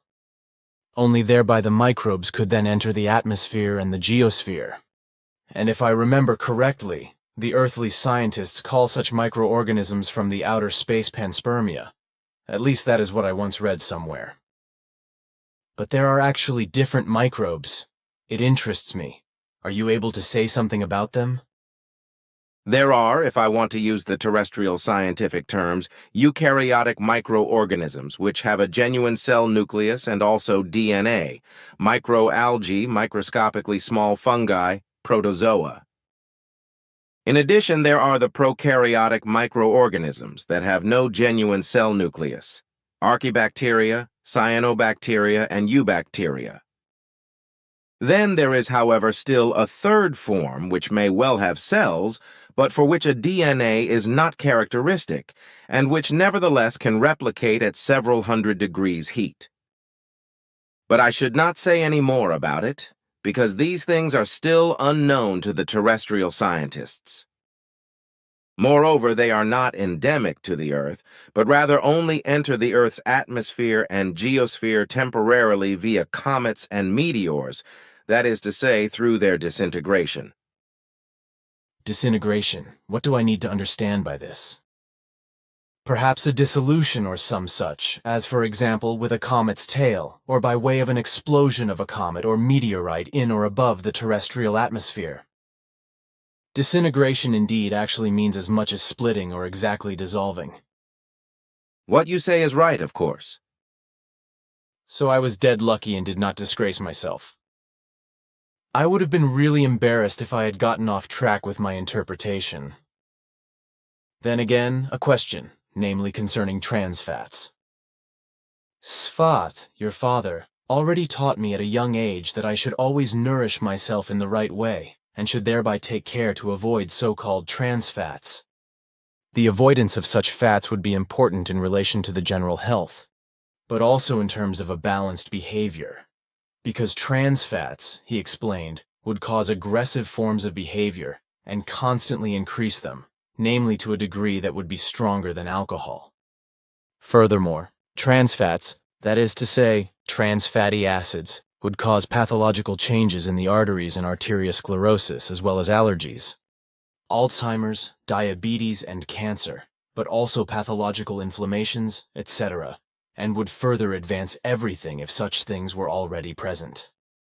However, recently people like a certain Brigitte Nussbaum, a Professor Josef Kriegelstein, and a Professor Dr. Suzanne Klump, deceased in 2009, claim that olive oil would be able to contribute to arteriosclerosis. Studies at the Institute for Pharmaceutical and Medicinal Chemistry at the University of Munster are said to lead to the conclusion that monounsaturated fatty acids are supposed to have adverse health effects. Are you able to say something enlightening about this? What my father taught you is absolutely right. Whereas the claim that unsaturated fatty acids are supposed to have harmful effects on health is false. It is trans fatty acids that are extremely harmful to health and dangerous to the entire organism, especially also because they lead to obesity and also to depression, make ill, as well as very often create diabetes, arteriosclerosis, and cancer. Unfortunately, however, the human beings of Earth are not conscious of this, which is why they conscientiously consume trans fats and thus endanger their health and even their lives. Trans fatty acids are as bad and damaging to health and endangering life as dioxins, which arise during combustion processes and form very toxic compounds, especially of chlorine and hydrocarbons, which cause serious damage to health and development.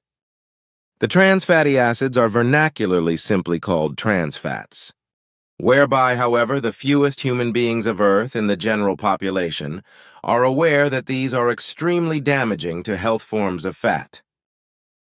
It is thereby especially carrying weight that the normal population does not know any details about this, which makes the whole matter particularly dangerous. It is therefore also for this fact that there is a very great danger, especially for the growing children and young persons, because especially parts of the terrestrial humankind consume the largest amounts of trans fats with food, which often cause irreparable damage to health. The trans fatty acids, it is of course them, are extremely dangerous, because the body can only break down their transfigured hydrocarbon double bonds with extreme difficulty or not at all.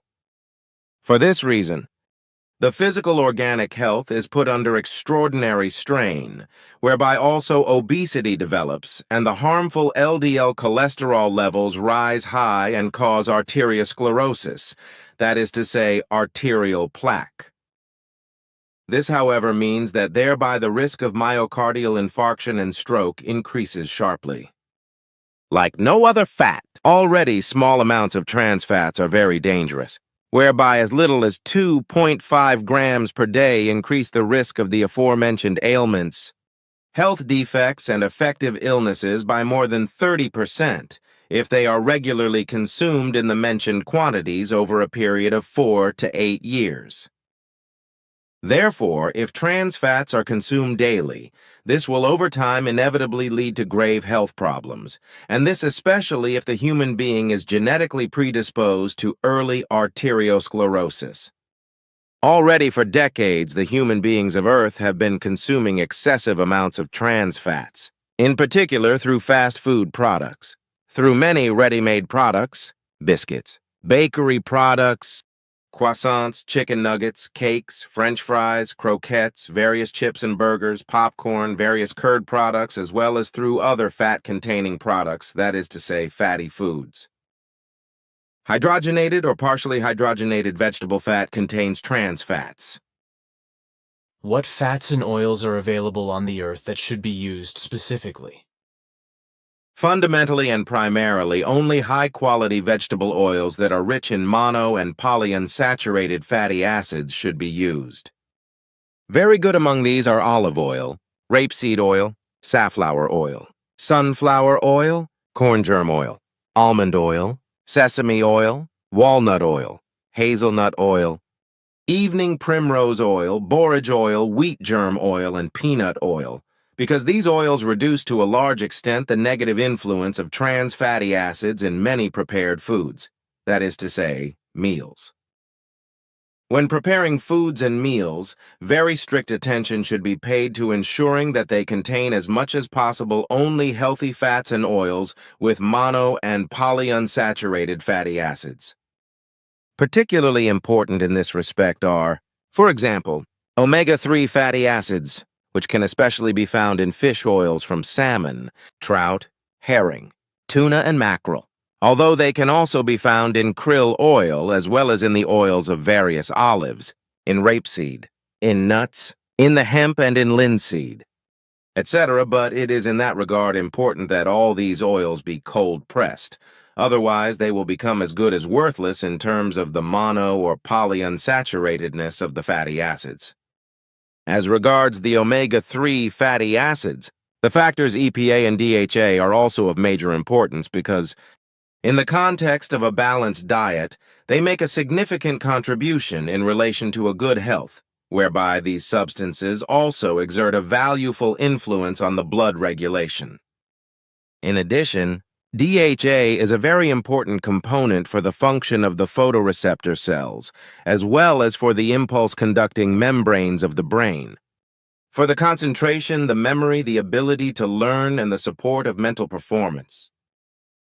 Omega-3 fatty acids are also important for the healing of inflammatory processes, which not rarely trigger chronic diseases and thus cause long-term suffering. Omega-3 fatty acids must be taken in with food because the human organism cannot produce them itself. And what about the much-vaunted margarine and the linoleic acid? For a long time, margarine was not harmless on the earth, but this has changed for the better over the last 2 decades, with the result that at the present time, only a few trans fats are still contained in normal margarine. Nevertheless, however, a dietetic margarine should rather be used because it contains, as a rule, many good fats. Conjugated linoleic acids are only found in milk, dairy products, and meat from ruminants. They have the characteristic of lowering the cholesterol level and preventing arteriosclerosis, whereby they also strengthen the immune system and furthermore support the buildup of muscle tissue and the formation of bones. Because of their many valuable constituent parts, milk and dairy products belong in the healthy diet. Whereby, however, for those human beings who suffer from an intolerance to milk and dairy products, special considerations apply which are to be followed. Note Billy = worked out according to explanations from a specialized journal. Attention!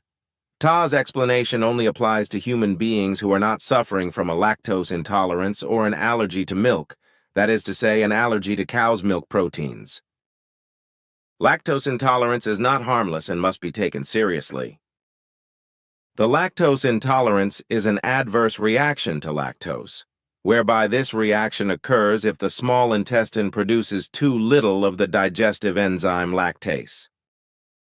Fortunately, also, not every human being who suffers from lactose intolerance suffers to the same extent from this intolerability to milk sugar. However, for human beings who do suffer from lactose intolerance, there are by all means possibilities for them to have a balanced diet without having to give up milk and dairy products. And therefore, lactose intolerance does not mean that one must actually do without and entirely without milk. Milk contains milk sugar, namely lactose, whereby it is given for about 20% of the European population that they are lactose intolerant, and milk sugar is difficult for them to digest. If these human beings nevertheless enjoy milk, typical symptoms of lactose intolerance occur, which manifest themselves through various ailments, such as abdominal pain, flatulence, or diarrhea, etc., whereby, however, severe health-impairing suffering can also be caused. Of course, the tolerance limit when drinking milk can vary greatly from one human being to another, as is the case in relation to the digestive ailments. For the sake of understanding, it must be said that a lactose intolerance, that is to say, milk sugar intolerability, has nothing to do with a milk allergy, which is actually of a different nature and is based on an allergy to cow's milk protein. Consequently, attention must be paid to ensure that these two different factors are not confused. A milk allergy is founded on a reaction of the immune system, which reacts negatively to certain parts of the protein in cow's milk. Of course, there are also milk-based foods that are free of lactose, such as the following varieties of cheese: Emmental, Gruyere, and Sprinkles. On the internet and in nutritional publications, a large number of foods that are lactose-free can be found. Milk and milk products contain very valuable nutrients and belong, for the majority of human beings, to the most important basic foods. However, those affected by lactose intolerance do not need to amply do without these nutrient suppliers, because they can still resort to milk and dairy products if they observe their personal tolerance level, whether they contain little or no lactose. How can one tell, for example, when buying food, whether a product contains many trans fatty acids? If a product contains a lot of fat and has a long shelf life, this is, as a rule, a sign that many trans fatty acids are contained in it. The HDL cholesterol is thus good and protects the arteries from the harmful LDL cholesterol. This LDL cholesterol is therefore increasingly depositing itself in the blood vessels and so leads to calcification of the arteries, that is to say, arteriosclerosis. And if this one is fostered at an early stage, then the risk of heart attack and stroke increases with it. It can also greatly impair the health of pregnant women, lead to miscarriages and stillbirths, as well as damages to the baby's health. Fundamentally, however, it is particularly all those human beings who are prone to arteriosclerosis who are at risk. Furthermore, however, also human beings who have a high risk of cardiovascular diseases, diabetes, and allergies, etc. You also mentioned the children. Right, because in their case there is a particularly great danger for them to, due to a wrong diet, namely especially because of partially or fully saturated fatty acids, fall prey to obesity and also get impaired in terms of consciousness-based concentration. They become overweight and also have problems with the consciousness-based concentration. One example, 5 to 6-year-old child should not ingest more than 1.5 grams of trans fatty acids daily. But if this child eats a piece of bread with a little margarine for breakfast and a quark turnover in the morning, then fries at lunchtime and consumes after that a donut, and eats half a box of chocolate biscuits in the afternoon and ready-made vanilla pudding in the evening, then he or she is already taking in the insane amount of 6.5 grams of trans fatty acids. What is actually meant by partially or fully hydrogenated fats, that is to say trans fats? The fats are artificially put into the state of so-called solidification. Putting it in other words, this means that fats are artificially cured, whereby the fats are obtained through a chemical intervention from vegetable and fish oil. Fundamentally, the fatty acids that occur in the food can, in accordance with their chemical structure, be divided into the two groups saturated and unsaturated fatty acids. The chemically treated and therefore saturated fatty acids can be classified into short, medium, and long chains, while the unsaturated fatty acids are referred to as mono or polyunsaturated ones. And why are they cured? I do not understand, when in fact the cured trans fats are so harmful to health. The matter is quite simply that because of the so-called solidification of fats, the corresponding foods have a much longer shelf life and do not become rancid. Moreover, trans fatty acids are cheap, which is of great profitable benefit to the manufacturer. However, for the human beings who eat these trans fats, the entire matter is very bad, because of all the fats, these are the ones that cause the most damage to the health of human beings. But there are also trans fatty acids in nature, as for example in ruminants, as for example in the fat of cattle, in which the trans fatty acids are formed by bacteria in the rumen. Furthermore, calves as well as sheep and goats, etc., are from a biochemical perspective natural producers of trans fatty acids, whereby these trans fatty acids are of a completely different nature and are absolutely harmless to health. However, Svath, your father, said that both saturated and unsaturated fatty acids from plants and animals were necessary for the nutrition of the human being. Thus, both saturated and unsaturated fatty acids are through always present in our food. Thereby he also talked about the butter and lactic acid, which would be very valuable, as long as the human being would be able to produce the necessary enzymes for these foods.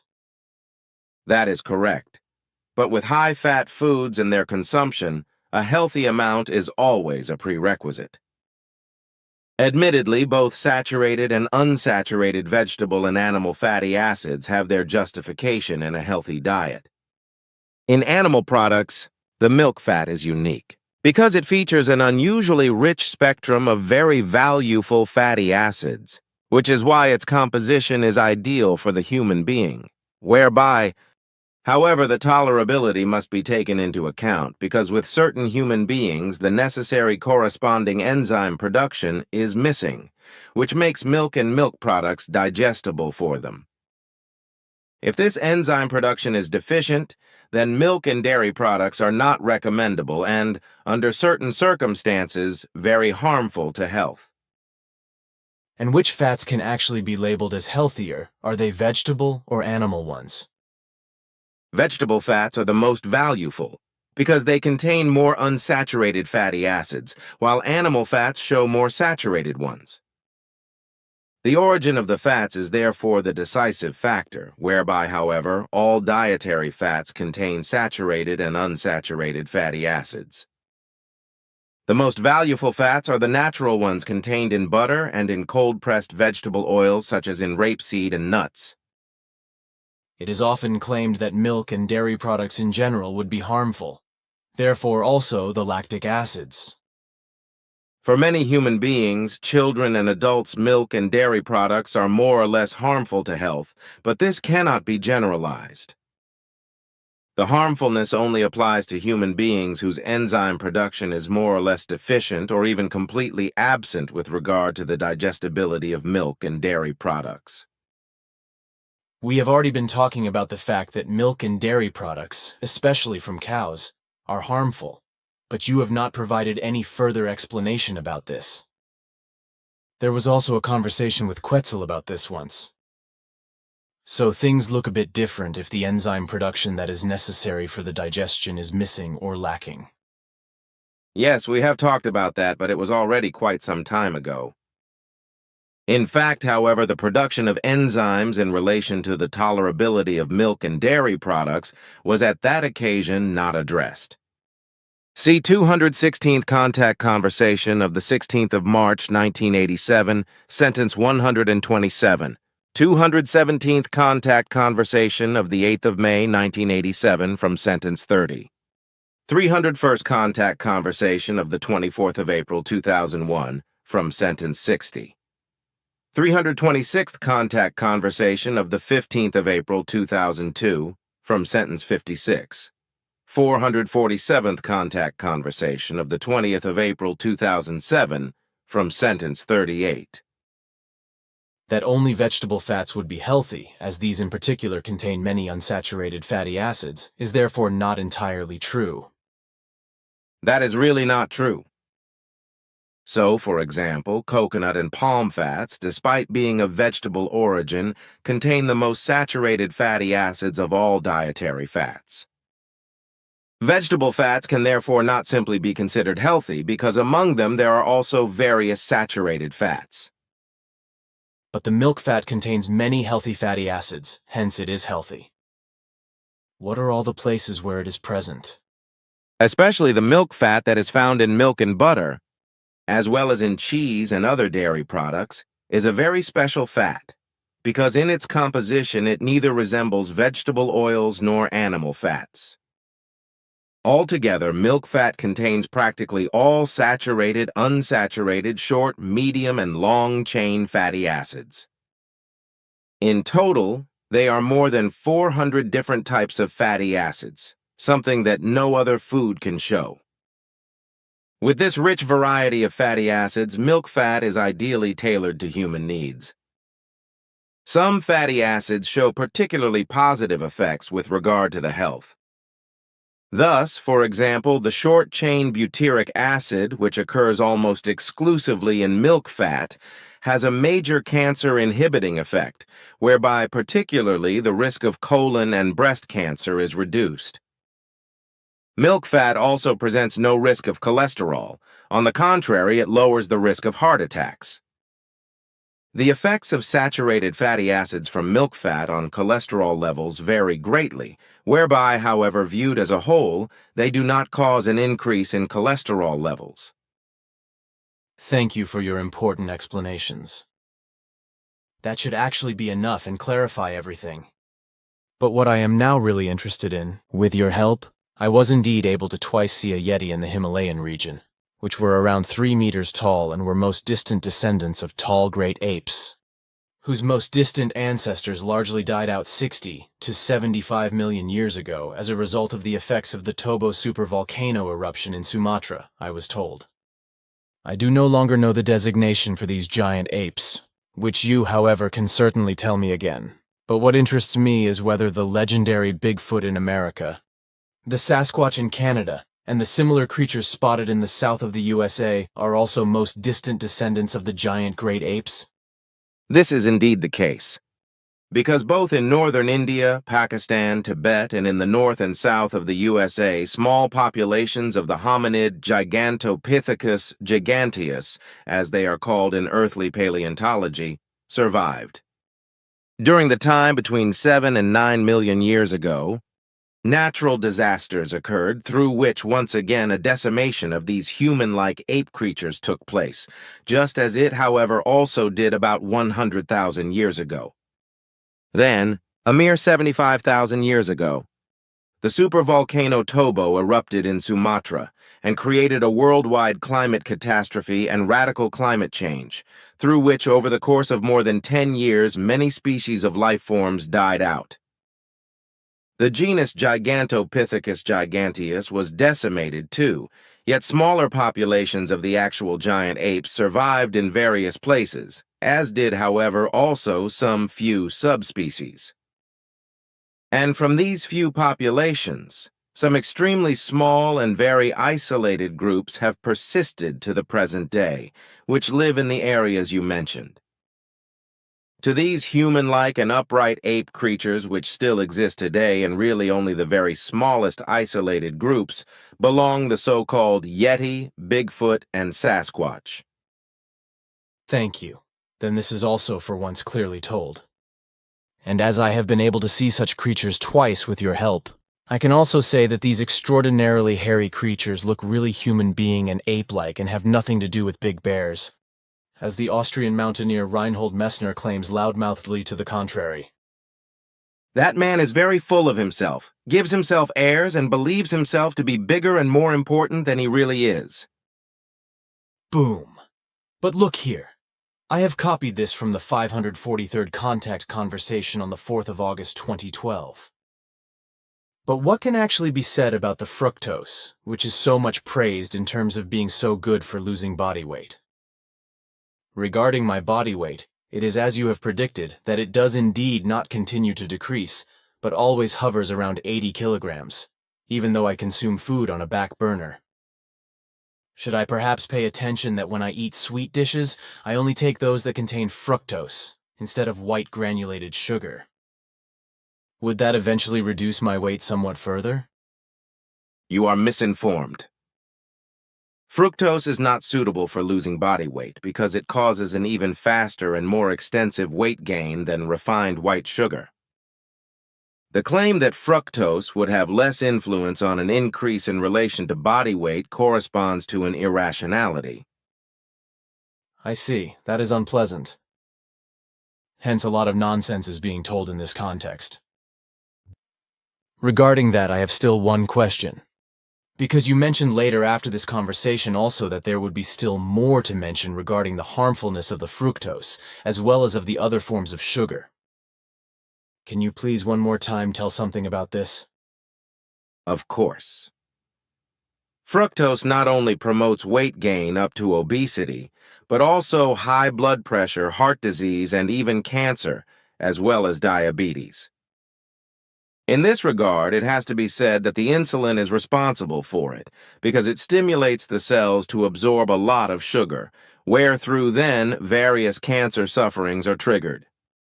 However, this also means that types of sugar other than fructose are in the same way harmful, whereby, however, this occurs especially when the consumption of sugar is pathological, such as with regard to the consumption of sweets and overly sugary drinks, which as a rule leads to physical adiposity as well as to the becoming fatty of the liver, as a result of which it can then no longer work fully effectively.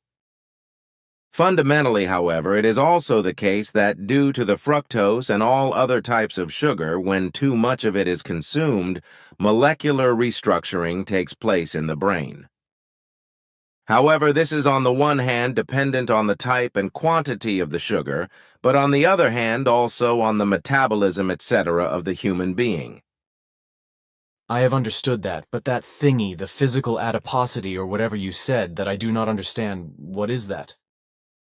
I have never heard the word before, but it still seems familiar to me, perhaps from Latin? Adiposity is the Latin medical term for obesity. Aha, got it. Thanks for the instruction. It got late, so I have to leave again. Yes, it is really late. Then I want to say goodbye until mid or end of November or until December. Farewell and see you again, dear friend. Farewell to Ptah, my friend, until another time again.